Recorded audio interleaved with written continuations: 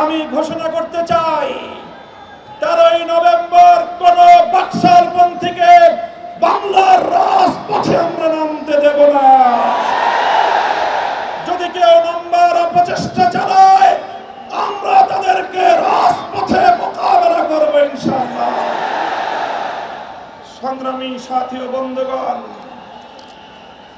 2024-এর জুলাই বিপ্লব সহস্রাধিক তাজা প্রাণের রক্তের বিনিময়ে অর্জিত এই বিপ্লব।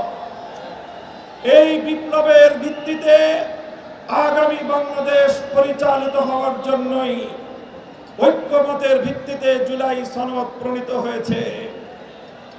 এই জুলাই সনদ কোন কাগজের সনদ হিসেবে আমরা দেখতে চাই না। জুলাই সনদকে আমরা আগামীর বাংলাদেশের রূপরেখা হিসেবে দেখতে চাই। এজন্য আমরা দলের পক্ষ থেকে বলেছি, অনতিবিলম্বে জুলাই সনদকে সরকারি আদেশের মাধ্যমে এর প্রাথমিক আইনি ভিত্তি প্রদান করতে হবে। এরপরে আগামী ত্রয়োদশ জাতীয় সংসদ নির্বাচনের পূর্বেই গণভোটের মাধ্যমে জুলাই সনদকে চূড়ান্ত আইনি ভিত্তি প্রদান করতে হবে। এর ব্যত্যয় হলে জুলাই বিপ্লব পন্থীরা বরদাস্ত করবে না, সেটা মানবে না। আমরা সুস্পষ্ট ঘোষণা দিতে চাই, আমাদের জুলাই যোদ্ধাদের, জুলাইয়ের বিপ্লবে শাহাদাত বরণকারী বীর শহীদদের রক্ত মারিয়ে জুলাই বিপ্লবের, জুলাই সনদ বাস্তবায়নের গণভোট ছাড়া বাংলার মাটিতে আমরা আর কোনো কিছুই হতে দেব না।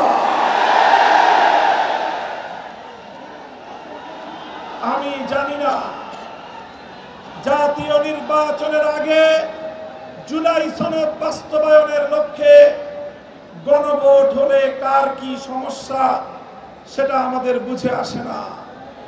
আমাদের সমস্যা হলো জুলাই সনদের গণভোট ছাড়া যদি জাতীয় সংসদ নির্বাচন অনুষ্ঠিত হতে থাকে, জাতীয় সংসদ নির্বাচন যদি তফসিল ঘোষণা হয়ে বাস্তবায়িত হয়, অনুষ্ঠিত হয়, সেখানে অনেকগুলো বড় বড় জটিলতার সৃষ্টি হবে।